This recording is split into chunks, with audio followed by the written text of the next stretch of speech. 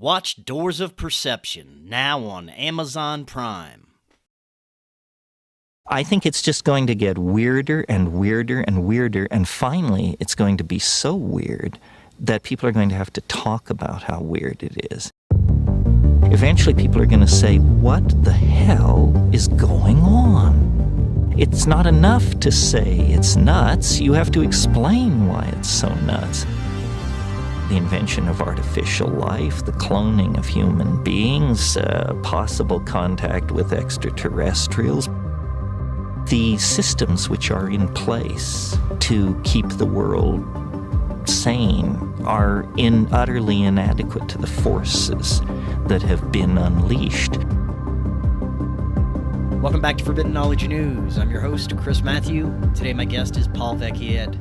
First, be sure to watch my new film, Doors of Perception, available right now on Amazon Prime. It should be available on the other streaming platforms by midsummer. We're booking guests for July. If you have suggestions or you would like to be a guest, email me, forbiddenknowledgenews@gmail.com. Today I want to welcome back to the show Paul Vecchiet. He is an author and former Air Force and Army Corps of Engineers. Paul, welcome back. How you doing? Real good, Chris. How are you? I'm excellent. It's great to have you back. Today we're going to be talking about your new book, The Disclosure Paradox, and how it may relate to what we're experiencing in our reality with modern disclosure, whether it be from the government or from the beings themselves through individual contact experiences. And I'm really looking forward to hearing about what you've been presenting in the book. There's a lot to get to, but before we do, remind the audience a little bit about yourself and let them know where they can find out more about you and pick up the books. All right. I guess I'm a veteran, 13 years in the Air Force. I left the Air Force in 95. I'm a licensed architect. So I got my degree at the University of Illinois, and then when we had a 27% unemployment rate among graduates in architecture in 1981, I followed a couple of guys that were graduating with me into the military. One went in the Navy, the other one went into the Air Force, and I followed the other guy in the Air Force. Got my commission in 82. And was in for 13 years, and then worked on the outside for 16 years. Had to leave a company as a principal architect, very senior level, in 2012, and decided to go back into the government, and working now with the U.S. Army as an architect, as a design manager. The book, which is The Disclosure Paradox, could be an autobiography because the main character is based on myself. All the characters are based on real people that I've met through the years, psychics, contactees, abductees, and this version is a re-release. I originally self-published in 2019, and then I self-published a follow-on novel, which was a prequel to that one called What Doesn't Kill Her, and that was based on one of the characters in the book itself, a real person who has psychic kinetic abilities.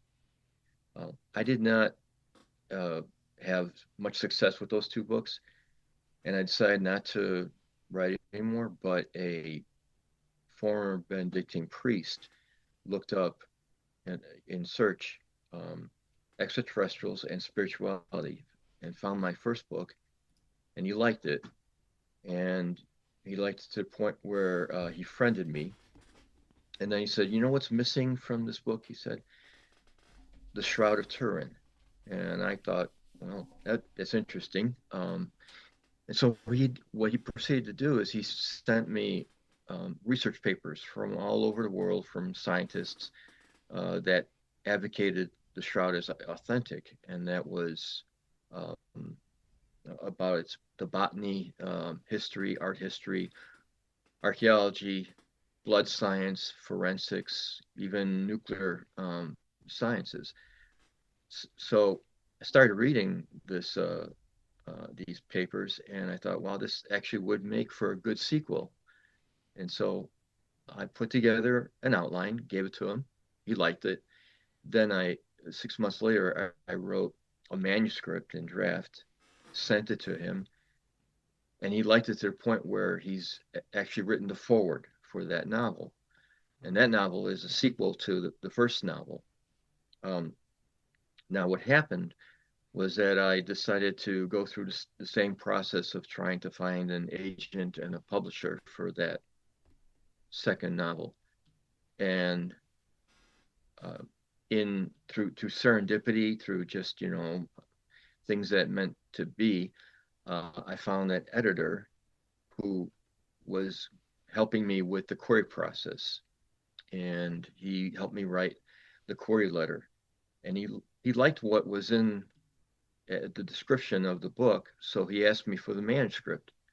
I sent it to him, and he looked at it and he said, this could use a little bit of help. And so he actually helped edit that manuscript. And he liked it so much that he forwarded it to his publisher, and the publisher liked it. And when they found out that I had two other books that I wrote that was in the series, they wanted to see that, and they liked the other two, and that's how I got the contract. And we worked on the first book again, the one that I self-published, and it was re-edited, and we released it in February of this year. So that's where we are. A lot of things would not have happened if it wasn't for that Benedictine priest, who is, by the way, the president of the Shroud Research and Education Association, and he's been researching the shroud for 40 years, so he's pretty big in that field. Um, and then, of course, I wouldn't have found the publisher if it wasn't for that editor who reached out to me on his own instead of me reaching out to him. So a lot of things have been happening that kind of point out that I'm meant to be on this path. And if people want to find out more about what's been going on, I do have a website. It's thedisclosureparadox.com. And there they could read excerpts from this first novel. They could read reviews from subject matter experts. For example, a retired Northrop engineer liked it and made a review. Obviously, the priest did his own review. And I've got three other subject matter experts who did reviews. They could also read about the preface that guides the plot, character descriptions, and they could read about the second book, which is Salvation, the sequel that will be coming out in October. Maybe we could give the audience a synopsis of the books, starting with the first one. Maybe walk us through a brief premise of everything, and we can explore from there. Sure. As I mentioned, it could be an autobiography because the main character is based on myself, and essentially I guide the reader through the process of how I got to where I am, both through discovering things when I was in the Air Force to having spiritual meditations that were very profound. And I guide the reader on not only that, but also understanding how far we should go in that proverbial rabbit hole, and how to recognize when they're going too deep, and what to do if they think they're going too deep. It is a book that describes a physical journey across the country, but also a spiritual journey for the main character. So the reader recognizes the spiritual evolution of the main character, and how the main character learned about the role that he was to play to help humanity evolved spiritually. So the book is called The Disclosure Paradox because, everyone is looking for disclosure, and disclosure, of course, is the pressure of the public to um, get governments and organizations to divulge secrets related to extraterrestrials and UFOs. And the premise that I have about that is that the paradox is that um, there would be unintended consequences if there is disclosure, that it's not recommended. And the reason is because we have been put under a technological and social quarantine by the universal community for our corrupted spirituality.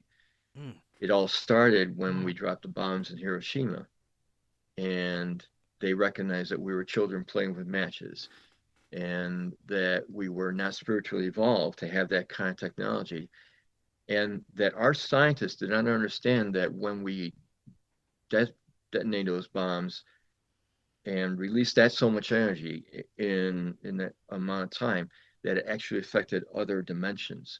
So what they did is, it was like a fire alarm throughout the universe. And after that, there just was a spike of activity of, sightings and other things from then on. And even to this day, they still check out our nuclear capabilities. They go to our sites, and most of our sightings are around areas where we store or we have nuclear technology that is being researched and developed. They recognize that we are spiritually corrupted, and that is because our DNA, not um, nothing else. It's our DNA that is what the Bible calls the original sin, not what the Bible says. So it's our DNA that makes us violent, barbaric, having an irrational obsession with possessions, and being racist to the point of being genocidal, where we cause mass murders on our own species. So you combine that with our great um, intelligence, and it makes us a very dangerous species to them. And that's why we are quarantined. Um, if we were to have disclosure, they have warned governments. And that's why governments are slow on disclosure. That's why they're dragging their feet. That's why they're trying to cause distractions on the subject matter. If we were to have disclosure, there would be contact. If we were to have contact, we would have a technological exchange. And if we were to have that technological exchange, our less ethical, forces, our energies, our greed would take over, take that technology, weaponize it, and use it against those that gave it to us. And we would use that to go all over, you know, the solar system or even the galaxy, and spread our diseases, our disease of greed, our disease of violence.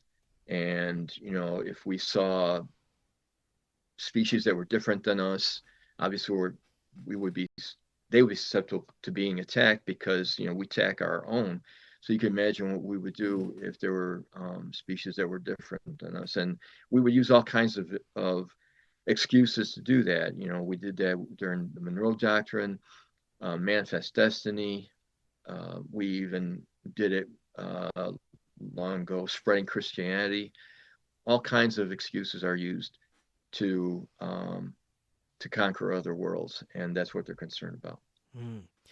You said that you had personal experiences that contributed to the information in the book. Could you maybe tell us about some of those, as well as if you were able to get any information directly while being in the Air Force, at least anything you can tell us about?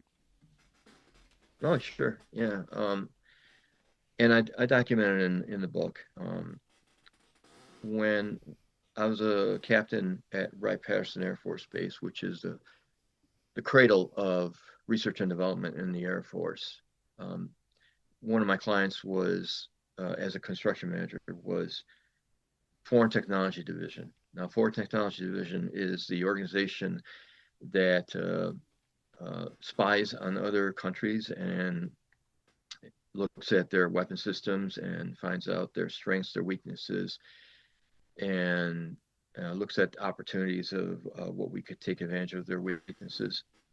They take that information, they make reports, and they give it to our research and development teams across the base, where they develop weapon systems or they come up with concepts to reply to either the threats or to take advantage of the weaknesses that our adversaries have. So my project, which was a computer system in Fort Technology Division, was on the second floor of this renovated warehouse. It was a two-story windowless structure, about 250 by 250 square. And once you approach the warehouse building, there were motion detectors. If you had a top secret clearance, you still had to be escorted around because there was only a need to know kind of policy going on. And once I got into the building with my escort, I realized the doors had no numbers. There were no names on the doors. There was no directory. And each door had a special lock. And the escort explained that individuals in one office did not know what's going on in their office. So that was compartmentation. Mm-hmm. My project was on the second floor, and they gutted the second floor in preparation for this project. And what I needed to do there was to compare the drawings that we would give the contractor, which are called as-built drawings. They give the condition of the facility prior to construction, and make sure that there was no possibility where the contractor would have a claim against the government for differing information. And so I went up and looked at the entire second floor, and I noticed the as-built drawings. Thumbing through them, a sheet was labeled basement. And I thought, well, this is a renovated warehouse. Usually you don't put basements in warehouses because it's not economical. You just add on more space. Mm. But the fact was that sheet was authentic. That floor plan matched the floor plan of the outline of the building. Thumbing through, I noticed a sheet that was a detailed floor plan of a cryogenic chamber in that basement. Whoa. And it was measuring 70 by 90 feet. And I thought, this was information that I did not need to know. And being in this very secure facility, I could imagine what was in that cryogenic chamber. It wasn't just petri dishes, because we're talking 70 by 90 feet. That's massive for a cryogenic chamber. Usually a cryogenic chamber is like a closet or a storage room at the most, but that's like an office suite. So I reasoned that I didn't have the need to know for this. I made sure that my escort did not see that I had that in front of me, rolled up the drawings, put them back the way I found them. And interestingly enough, I kind of, filed it in the back of my mind. I wasn't stressed out about having this information. I didn't tell anyone. I didn't tell anyone for 5 years after I left the service. And it only kind of came back to me after I was doing some channel surfing in 2009, and I found Ancient Aliens. And in Ancient Aliens, they were talking about the book of Ezekiel, and it was Eric von Daniken talking. And I recall back when I was in high school that I was listening to a rock station and then fell asleep and woke up to an interview with Eric von Daniken, and he was talking about the book of Ezekiel and how it had a description of contact and abduction rather than what the people in the Bible were saying, that it was about God or angels or anything else.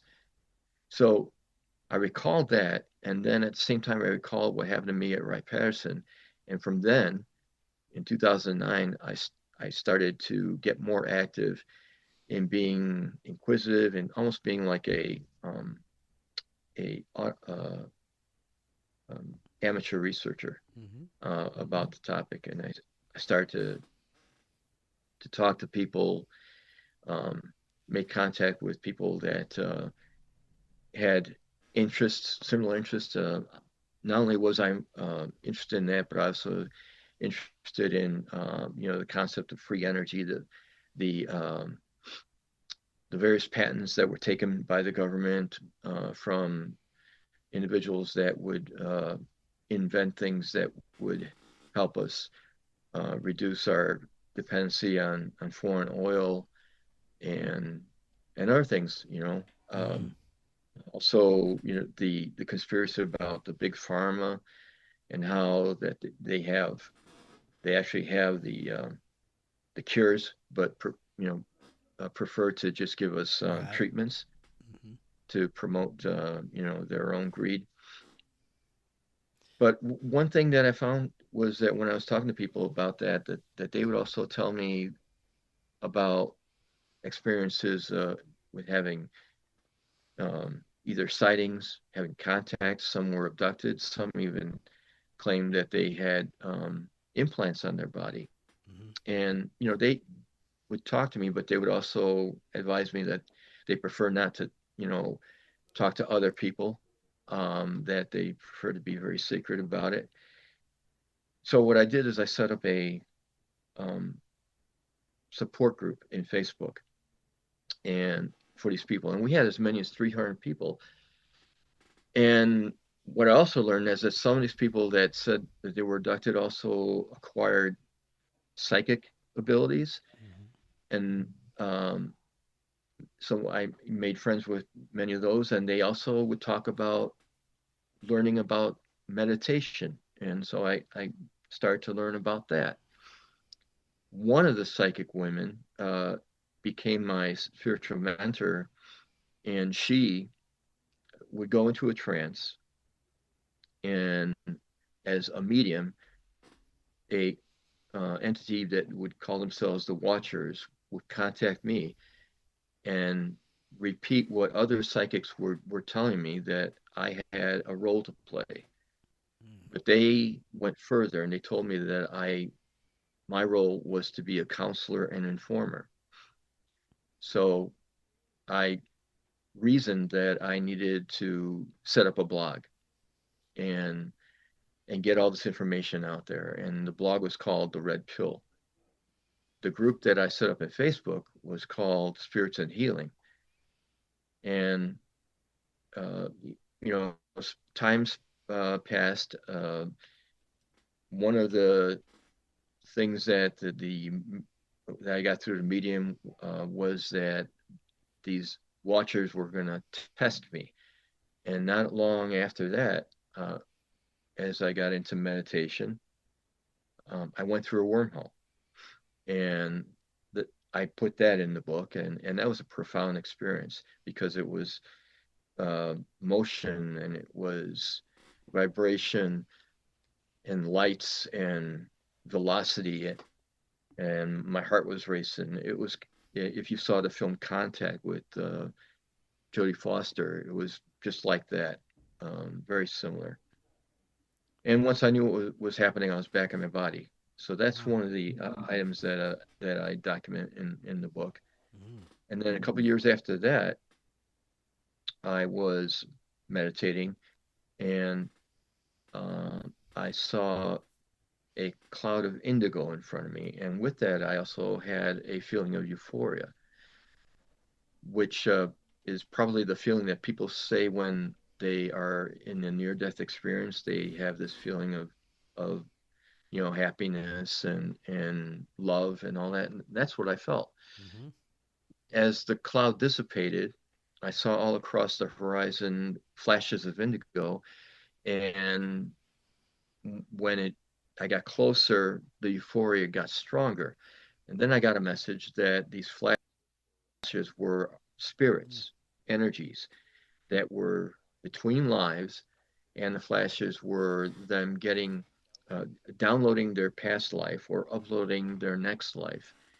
And all of these energies in this cluster of indigo that look like a beehive of activity um, combined to make one consciousness and what everyone calls God. So, all of that energy combined into one massive energy called God. And once I got that information, I was back in my body.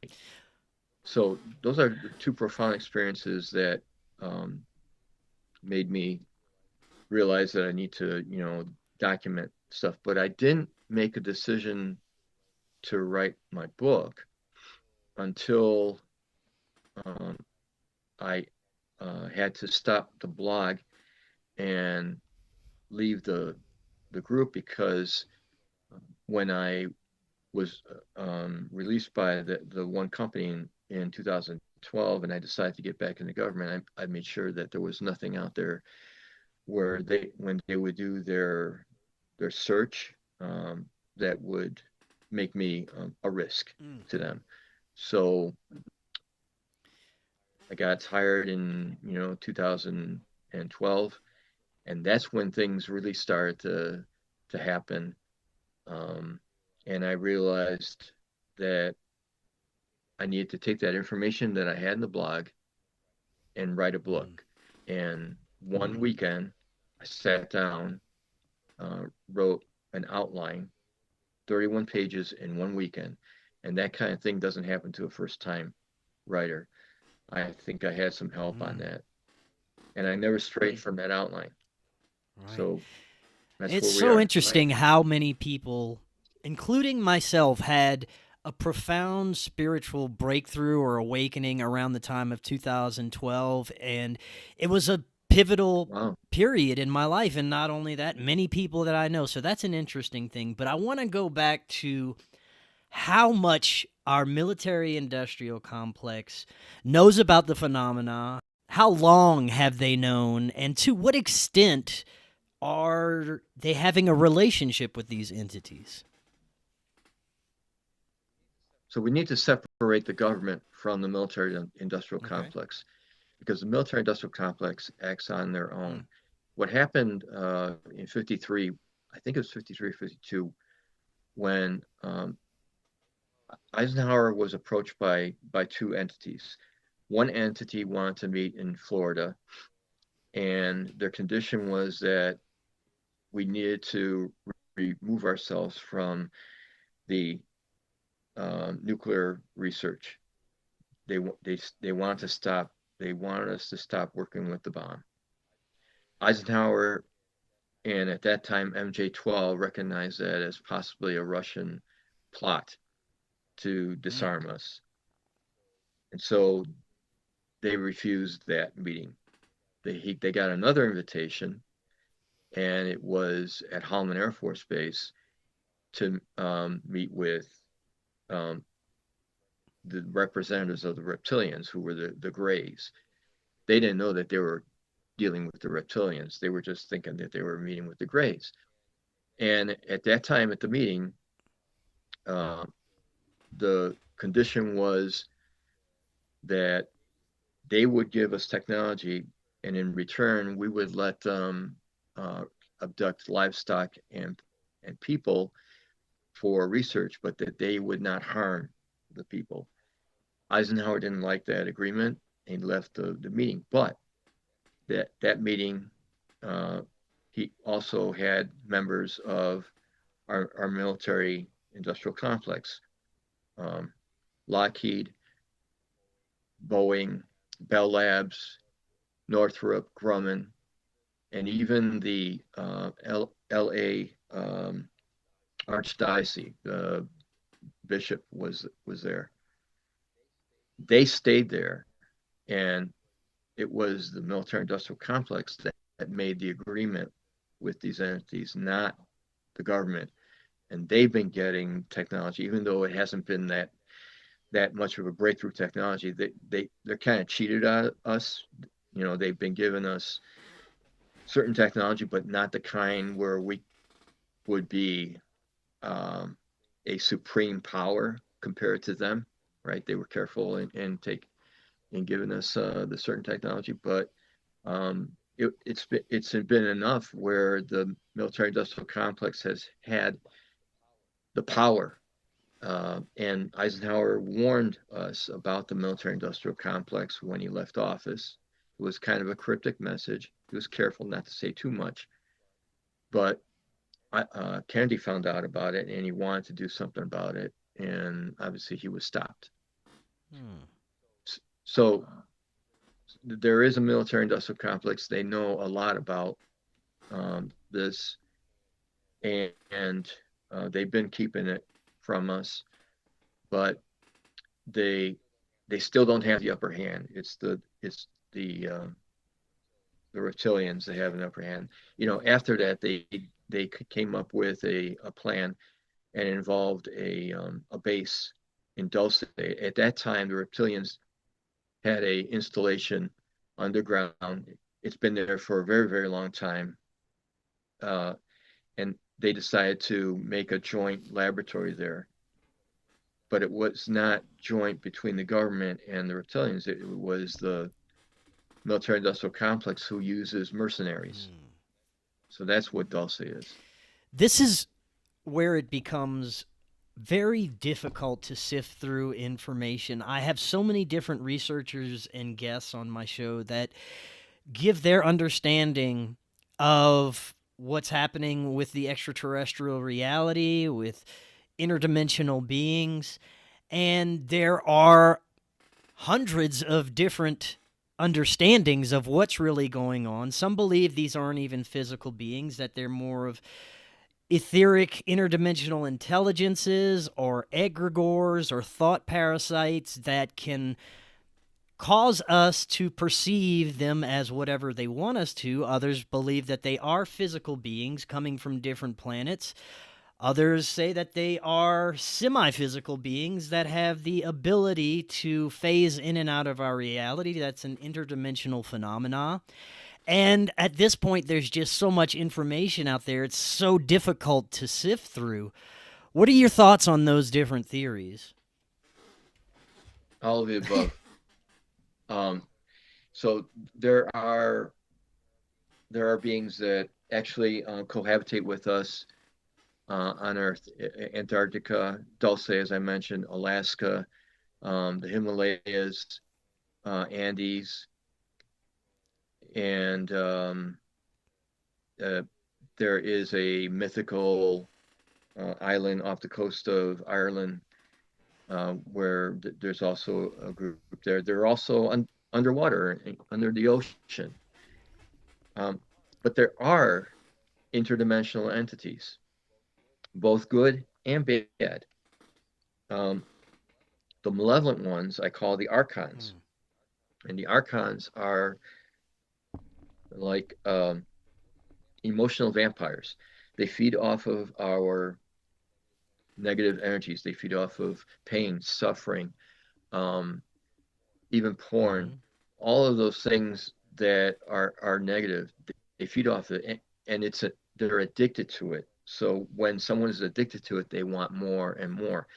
And the thing is that they have been able to find humans that are in high places of power to reward them for continuing war or famine or other things that are causing this pain, suffering in the world. There's a few that they're rewarding, but they're rewarding them greatly. And one individual that I have in my book, and again, all the characters are based on real people. I call him the Divine Warrior, and he has told me that he was attacked by an archon, and because of his psychic ability, because he's very spiritual, he called out, "In the name of Jesus, I command you to leave."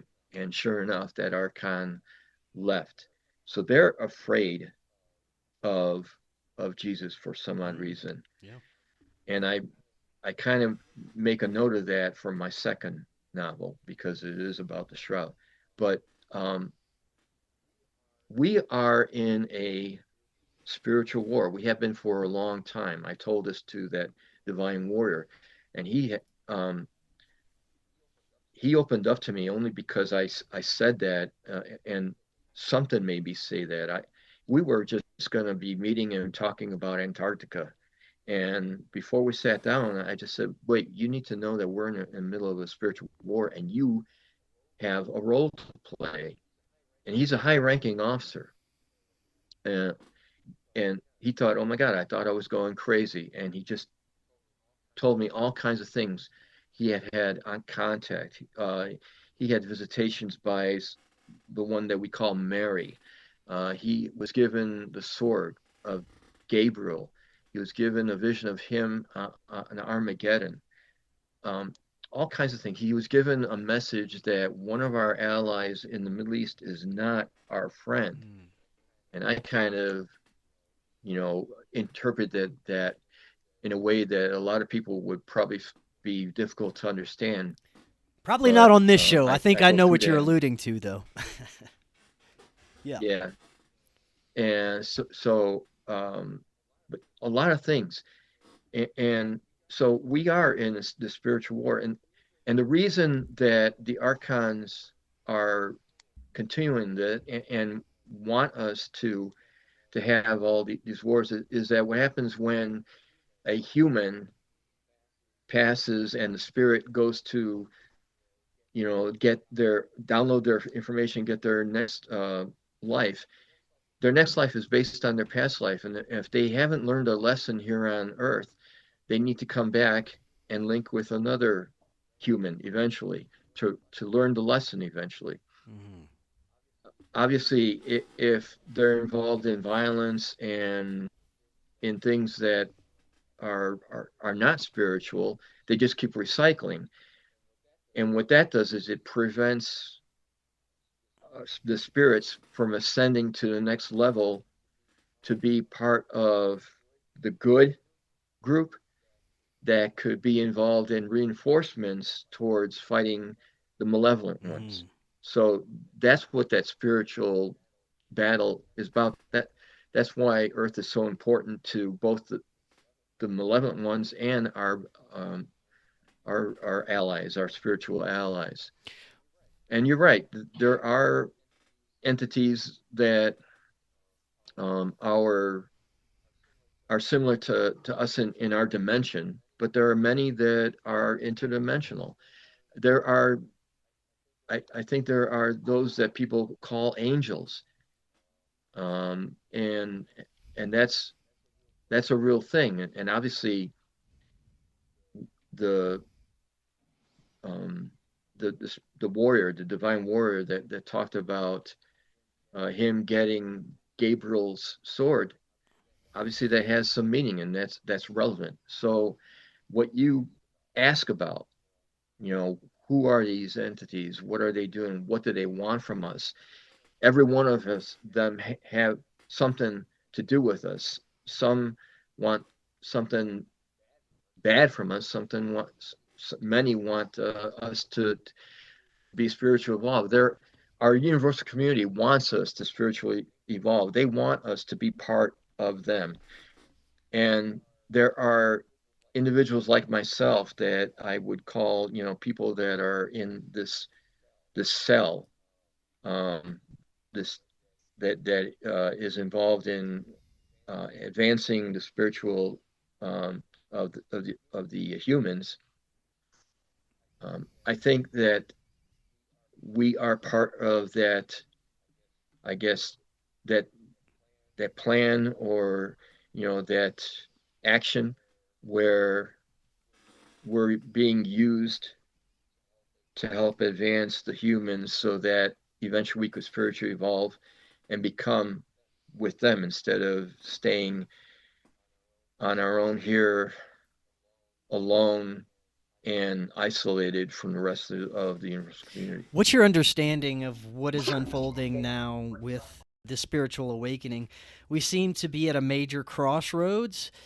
There are many of us, like you said, that are becoming aware, gaining a spiritual connection and understanding, and a knowing that there is much more than this material reality, and there's something very wrong with this material reality as far as our systems and the ruling class.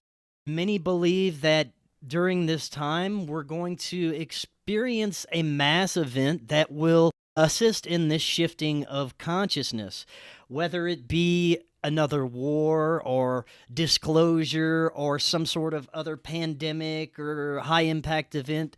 Who knows? But there is a large consensus that we will be experiencing other very mass events that will assist in this awakening. What do you think about that?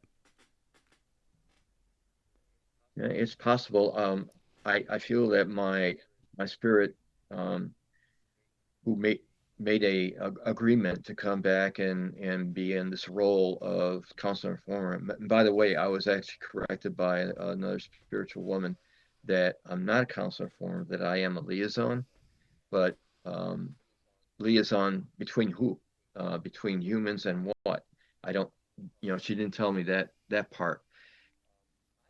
I think because of at least what I have interpreted my role as, my role is not going to involve something cataclysmic or something profound. It's very subtle, but it's going in that direction. And there are a number of things that I talk about in the book that could help us become more spiritual. One, everyone should learn about meditation. When you meditate, you are listening to God. When you're praying, you're talking to God. So when we listen, we get the information that we need based on our own role and our own spirit. Okay, it's kind of like opening up a gift, and once you open up that gift, you get the information that everyone looks for in their life. The other thing is that we need to understand some of the teachings that Jesus, who I thought was an emissary, not what the Christians talk about, saving humanity, but yes, saving humanity, but in a different way. But I think he was an emissary to try and help us spiritually, and he was sent as a test, and we failed that test by killing him. So um, there's not going to be a second coming, because they're not going to make that mistake again. We're going to probably kill the second coming. So it's best that we learn about what he tried to tell us, which is very simply, we're here to make life better for others instead of making life better for ourselves at the expense of others. If we just follow that rule, we could certainly leap in our I've heard many spirituality. others say this, The that exactly what you just said. The first time was a test. We failed. They sent one man. But this time, God's going to send millions with Christ consciousness, not just one man. We're all going to embody the teachings and the consciousness of Christ, and that won't be able to be stopped. That's possible. Like I said, I think I'm a member of a cell, and I think a lot of people still haven't awakened like I did in, you know, whenever it was 2012, I suppose. Uh, so there are people out there where our universal community is waiting them to wake up, and in order to wake up, you need to meditate. Um, the other thing is that we need to understand that, and I write this, that other people have a greater impact on our lives than we have on ourselves.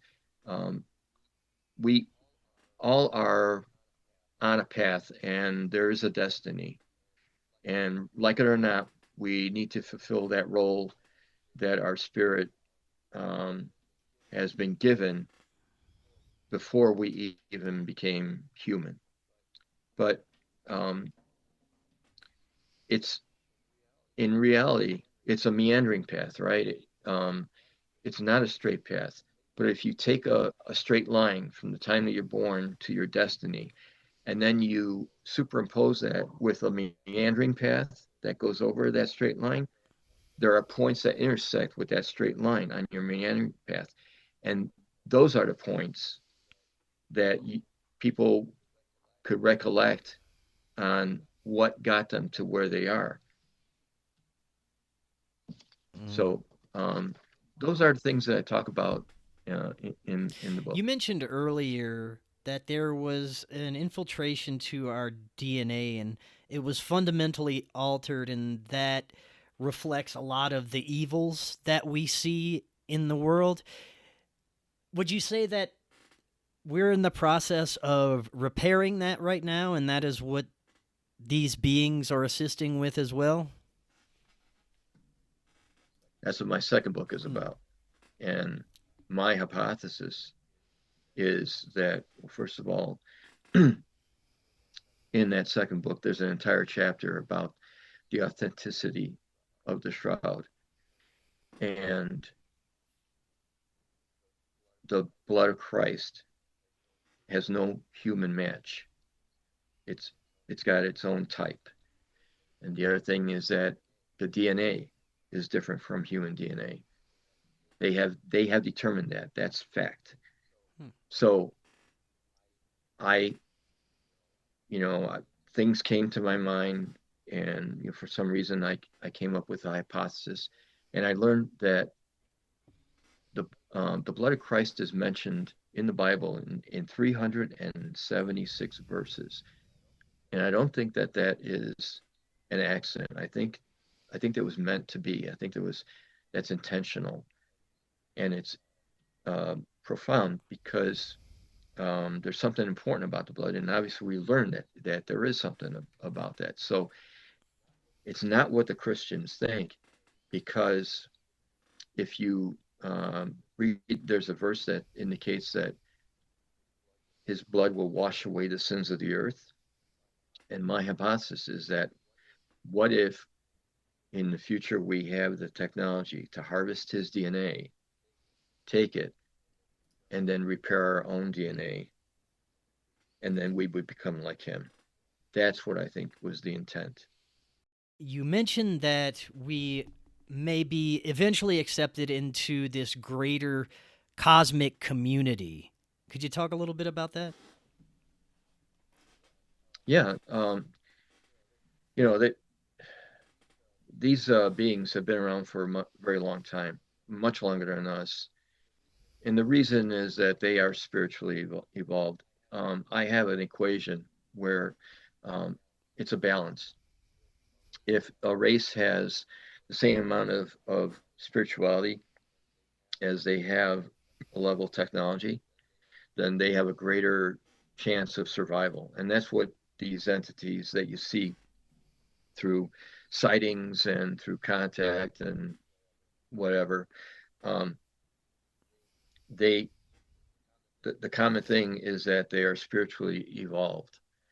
And I learned about this also from a man who passed away a couple of years ago. His name is Robert Dean, and he talked about this.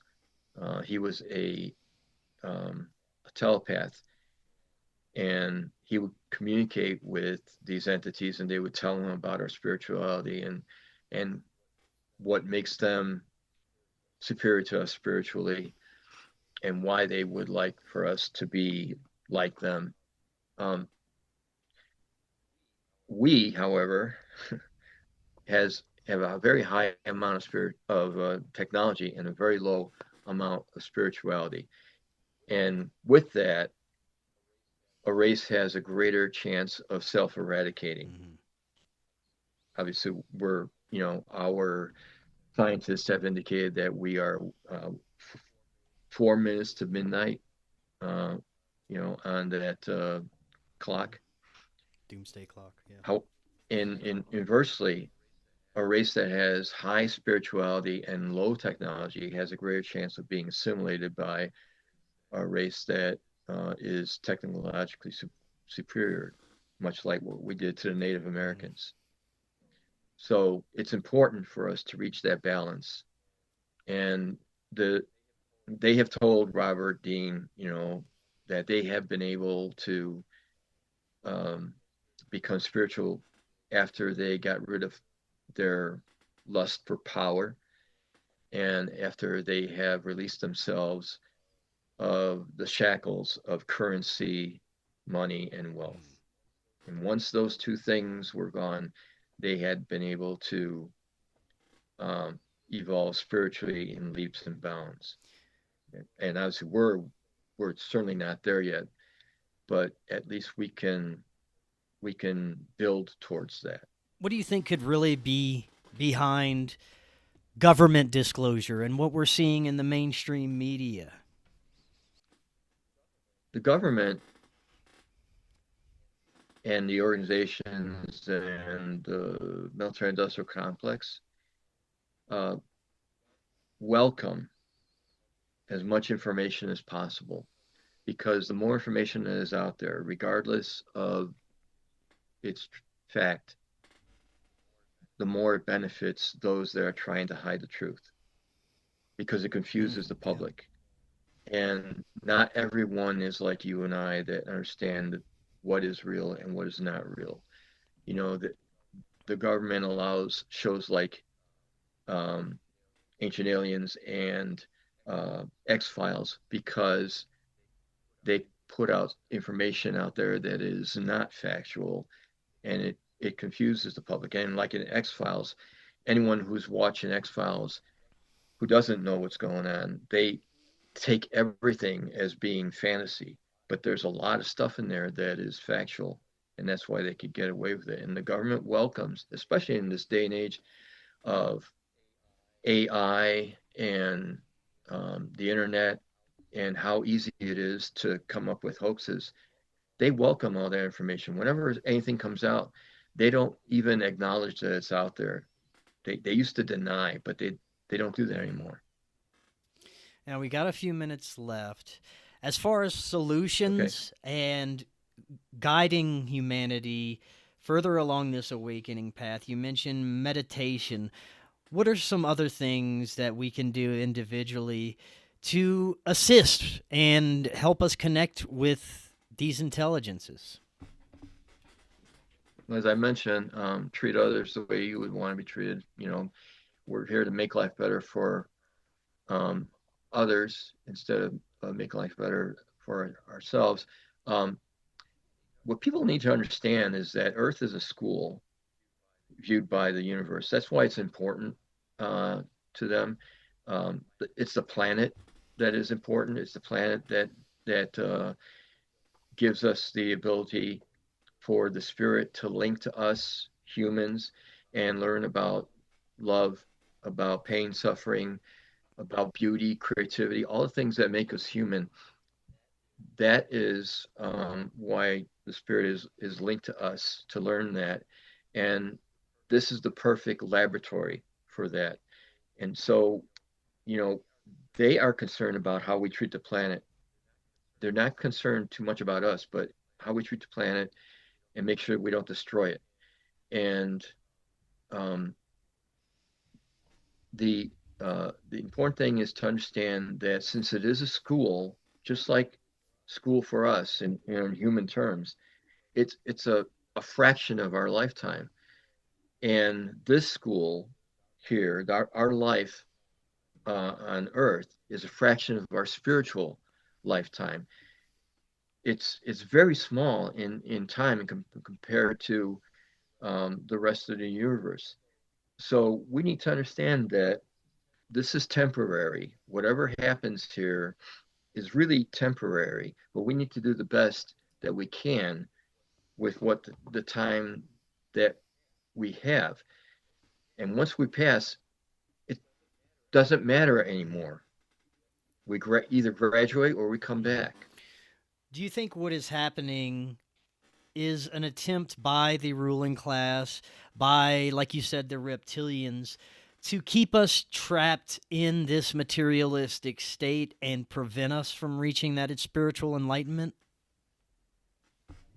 I absolutely would consider that to be truth. Yeah. Mm.